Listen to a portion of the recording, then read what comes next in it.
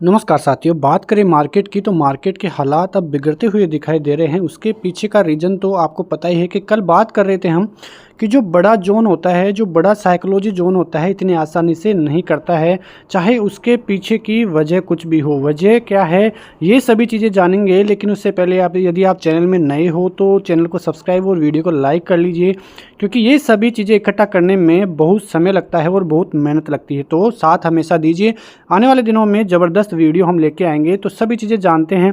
यहाँ पे बात करें न्यूज़ की तो कल जिस हिसाब से बैंक ऑफ इंग्लैंड ने इंटरेस्ट रेटे में कट की थी, यानी कि इंटरेस्ट रेट में बैंक ऑफ इंग्लैंड कट करता हुआ नजर आया था। ये शख्स जो कि एंड्रयू बेली है, बैंक ऑफ इंग्लैंड के चेयरमैन, उन्होंने साफ कहा कि अब बैंक ऑफ इंग्लैंड जो है रेट कट करता हुआ नज़र आ रहा है। जिस हिसाब से आप देखें तो विश्व की जो बड़ी इकोनॉमियां हैं उनमें अमेरिका, इंग्लैंड और जापान का बहुत बड़ा हिस्सा है। और यदि वहीं पे ऐसी कुछ चीज़ें रहती है और तीनों ही अलग अलग दिशा में जाते हुए दिखाई देते हैं तो फिर ये बाज़ार के लिए जो है नेगेटिव साबित हुआ है। ये बात आप समझ लीजिए। तो बैंक ऑफ इंग्लैंड ने ब्याज दरें घटा दी है। उसके विपरीत यहाँ पे बैंक ऑफ जापान की यहाँ पे आप बात करेंगे तो उन्होंने रेटें जो है बढ़ा दी है। तो बिल्कुल अपोजिट काम करते हुए ये दोनों ही देश काम करते हुए नजर आए हैं। यहाँ पे बात करें तो बैंक ऑफ इंग्लैंड में 2008 के बाद सबसे ज़्यादा हाई रेटें होती हुई नज़र आई है 2008 के बाद से। तो ये बड़ी चीज़ें जो है नेगेटिव इम्पेक्ट करती हुई नज़र आई।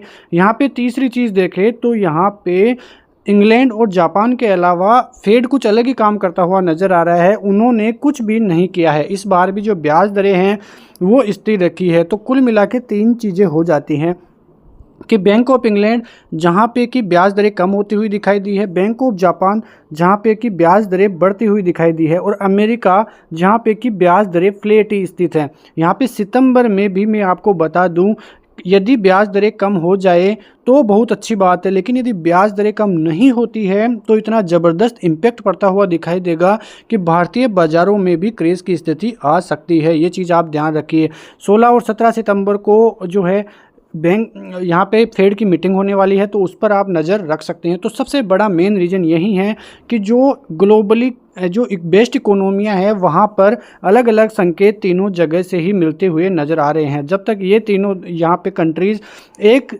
दिशा में नहीं जाते हुए दिखाई देंगे, ये चीज़ तो आपको ही पता है कि ग्लोबली संकेत नेगेटिव होने की वजह से ही भारतीय बाज़ारों में आज की बड़ी गिरावट देखने को मिली है। तो ये संकेत यहाँ से नेगेटिव होते हुए दिखाई दे रहे हैं।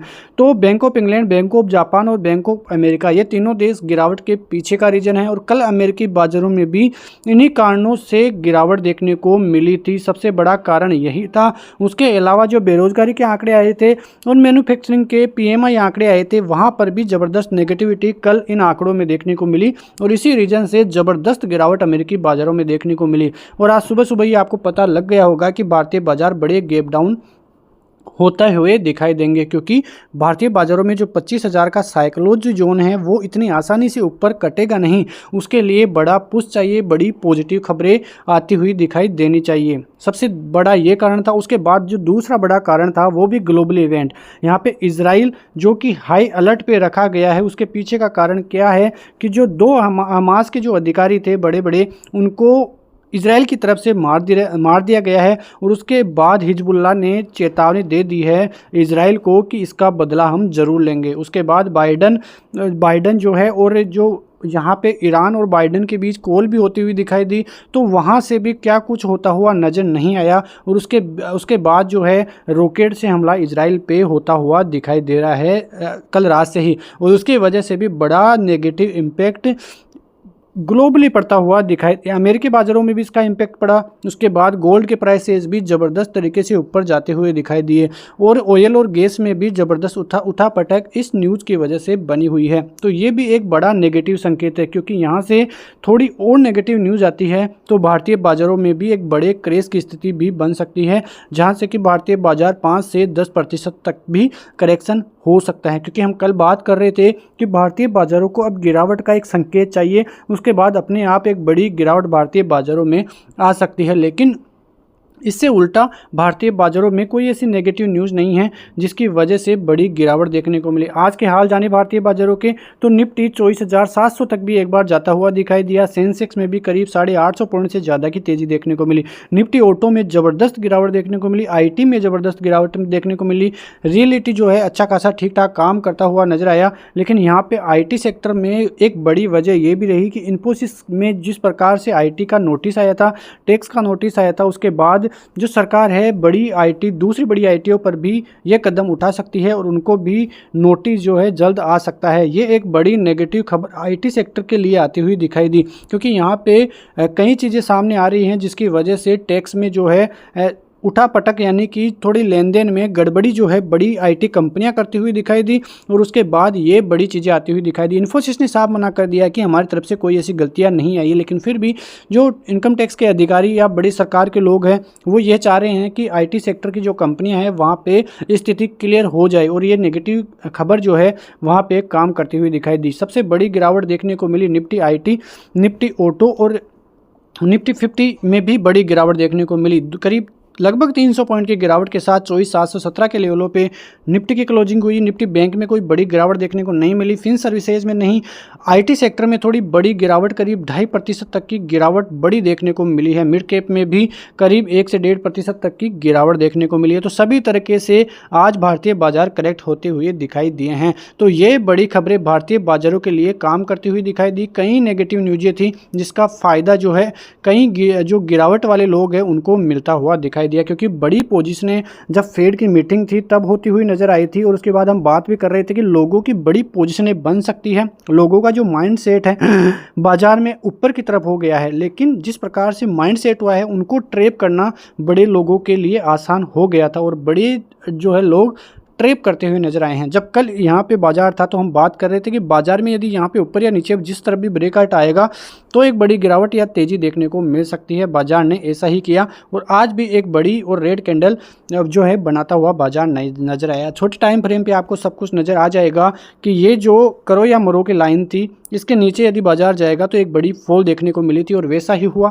ये ट्रेड लाइन बाजार पिछले 2 दिनों से फॉलो कर रहा था ऊपर की तरफ 50,100 का लेवल लगभग, और यहीं से बाजार में ट्रेप होना स्टार्ट हुआ। बड़े लोगों की ज़बरदस्त कॉल राइटिंग यहाँ पे थी और वो लोग यहाँ पे बाजार को ट्रेप करता हुआ नजर आए। पहले 25,000 के लेवलों पे कल लेके आए और फिर एकदम से जैसे ही वो नेगेटिव न्यूज़ आई जो हम पहले बात कर रहे थे, और ज़बरदस्त तरीके से इस लेवलों पर यानी कि एक ज़बरदस्त लेवल था 24,800 का, उसको तोड़ते हुए नजर आए, और फिर 10 EMA इस लेवल पर बाजार आता हुआ नजर आया। फिर से रिवर्स किया 10 EMA से, और फिर बाजार बंद होते होते एक ज़बरदस्त सेलिंग का मूड माहौल यहाँ पे दिखता हुआ आपको नज़र आ रहा होगा, और 10 EMA भी यहाँ पे टूटता हुआ नज़र आया है। अब बात करते हैं कल की यानी कि सोमवार की। सोमवार को क्या कुछ रह सकता है। 2 दिनों की छुट्टी है तो यहाँ से कई नेगेटिव और पॉजिटिव खबरें भी आ सकती है। इस बात का आप अनुमान लगा सकते हैं, क्योंकि बाजार में 2 दिन की छुट्टी से पहले ऐसे नेगेटिविटी के साथ बाजार बंद होना बहुत बड़ी गिरावट के संकेत भी हो सकते हैं। ये बात आप दिमाग में बैठा लीजिए। तो बात करते हैं लेवलों की। सबसे पहले बात करते हैं सपोर्ट लेवलों की कि कौन से सपोर्ट काम कर सकते हैं। अब जो सपोर्ट लेवल है उसकी बात करें तो यहाँ से ये जो 550 का लेवल है ये है 20 EMA। यदि इसको भी बाजार तोड़ देगा तो एक बड़ी नीचे की तरफ डाउन साइड की तरफ एक बड़ी फॉल आपको देखने को मिल सकती है। कल के बाजार में बाजार खड़ा हुआ है 24,700 के लेवलों पे, और करीब 150 पॉइंट नीचे यहाँ पे बाजार का 20 EMA है। यहाँ पे यदि सोमवार को बाजार टच करता है तो यहाँ से एक रिवर्सल आपको फिर से देखने को मिल सकता है, क्योंकि ये एक इम्पोर्टेंट जोन आपके लिए होगा। उससे पहले 24,600 जहाँ पे की अच्छी खासी पुट राइटिंग बनी हुई है, ये भी बाजार को रोकने की कोशिश करेगा। तो 2 लेवल आपके लिए हो गए 24,600 और 24,550। तो ये एक लक्ष्मण रेखा भी आप मान सकते हैं। यदि इसके नीचे फिसलता है बाजार तो फिर सेलिंग की पोजीशन लोगों द्वारा स्टार्ट हो जाएगी बनाना। तो ये चीज़ें रही आपको सपोर्ट लेवल के लिए। रेजिस्टेंस लेवल की बात करें तो जो सबसे पहला और इम्पोर्टेंट रेजिस्टेंस जोन रहेगा आपके लिए वो रहेगा 24,750 का, क्योंकि अब 10 EMA यहाँ पर आ चुका है। 24,750 के लगभग 10 EMA है। इसको बाजार यदि क्रॉस करेगा तो फिर थोड़ी बहुत पॉजिटिविटी बाजार में आती हुई दिखाई देगी, और फिर 24,800 तक के आपको टारगेट मिल सकते हैं। 840 से 800 तक के टारगेट आ सकते हैं। यहाँ पे आप अपनी फिर से पोजीशनें हल्की कर सकते हैं। यदि इससे ऊपर बाजार ठहरेगा तो फिर आप मान लेना कि बाजार फिर से एक नई दिशा 25,000 की तरफ पार करने की कोशिश कर सकता है, लेकिन उससे पहले ये इम्पोर्टेंट लेवल आप नज़रअंदाज नहीं कर सकते हो, क्योंकि अब जो है भारतीय बाजार करेक्शन के मोड में है। क्योंकि थोड़ी बहुत भी नेगेटिव न्यूज़ें भारतीय बाज़ारों को एक बड़े करेक्शन की तरफ ले जा सकती है, क्योंकि लोगों का माइंडसेट ये हो गया था कि भारतीय बाज़ारों में अब कोई बड़ी गिरावट नहीं आएगी, सभी चीज़ें पॉजिटिव ही चलती हुई दिखाई दे रही है। और ऐसा ही बाज़ार लोगों को ट्रैप करता है। जबकि जब भी लोग बाग ये मानने लग जाते हैं कि बाज़ार में अब गिरावट नहीं आएगी, वहीं से बड़े लोग आपको ट्रैप करना स्टार्ट कर देंगे। ये हम नज़रअंदाज नहीं कर सकते। तो ये तो रही निफ्टी की बात, जहां पर कि थोड़ी नेगेटिविटी अब बनती हुई दिखाई दे रही है। अब आते हैं बैंक निफ्टी में। बैंक निफ्टी में आपको जब यहाँ पे निफ्टी था और इनसाइड 2 कैंडल यहाँ पे बनाता हुआ नजर आया था, तो हम बात कर रहे थे कि यहाँ पे यदि 51,800 51,000 यानी कि 52,200 तो मेन रेजिस्टेंस जोन है ही। उसके बाद एक ब्रेकआउट आने के बाद यहाँ तक गया बाजार और फिर से फिसलता हुआ दिखाई दिया। और आज भी कुछ नेगेटिव ही होता हुआ बैंक निफ्टी में नज़र आया था, लेकिन ज़्यादा गिरावट बैंक निफ्टी की तरफ से नहीं देखने को मिली।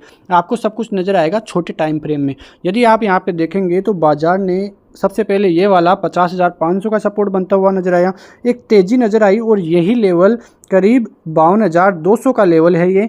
तो यहाँ पे बाजार जाता हुआ नजर आया, क्योंकि इससे पहले बाजार यहीं पे कंसोलिडेशन कर रहा था। उसके बाद बाजार आया 51,280 तक के लेवलों पे, ये अच्छा खासा सपोर्ट बनता हुआ नजर आया। उसके बाद यहाँ पे और यहाँ तक बाजार लगभग ये सपोर्ट जोन फॉलो कर रहा था। आज भी इन सपोर्ट जोनों के लगभग गैप डाउन हुआ, एक बड़ी गिरावट 51,050 के लेवलों पे देखने को मिली और फिर से रिवर्सल यहाँ पे आता हुआ बैंक निफ्टी में नज़र आया और उसी जोन में फिर से बैंक निफ्टी आज काम करता हुआ नज़र आ रहा है।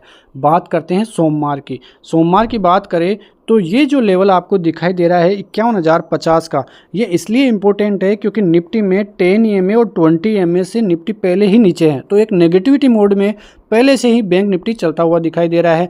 पहले भी हम बात कर रहे थे कि आप यदि बैंक निफ्टी से दूर रहेंगे तो आपके लिए अच्छा होगा, और उसी प्रकार से बैंक निफ्टी काम भी कर रहा है। लगातार एक कंसोलिडेशन के फेज में ऊपर की तरफ 52,200, नीचे की तरफ लगभग आप ले लें तो 51,000 का लेवल, तो इसी लेवल में बाजार कंसोलिडेशन करता हुआ दिखाई दे रहा है। तो यहाँ पे अब कल के यानी कि सोमवार के लिए बात करें तो ये जो 50 EMA है, ये अच्छा खासा और बड़ा इंपॉर्टेंट रोल सोमवार को निभाता हुआ नजर आएगा। 51,050 का लेवल आप याद रखिए, यदि ये टूटता है तो एक बड़ी नेगेटिविटी बैंक निफ्टी में बनती हुई नजर आएगी और फिर से 50,800 के लेवल और 50,500 के लेवल आपको सोमवार को ही देखने को मिल सकते हैं, क्योंकि पहले से ही बैंक निफ्टी नेगेटिव जोन में चलता हुआ दिखाई दे रहा है। तो ये जोन आप ध्यान रख सकते हैं।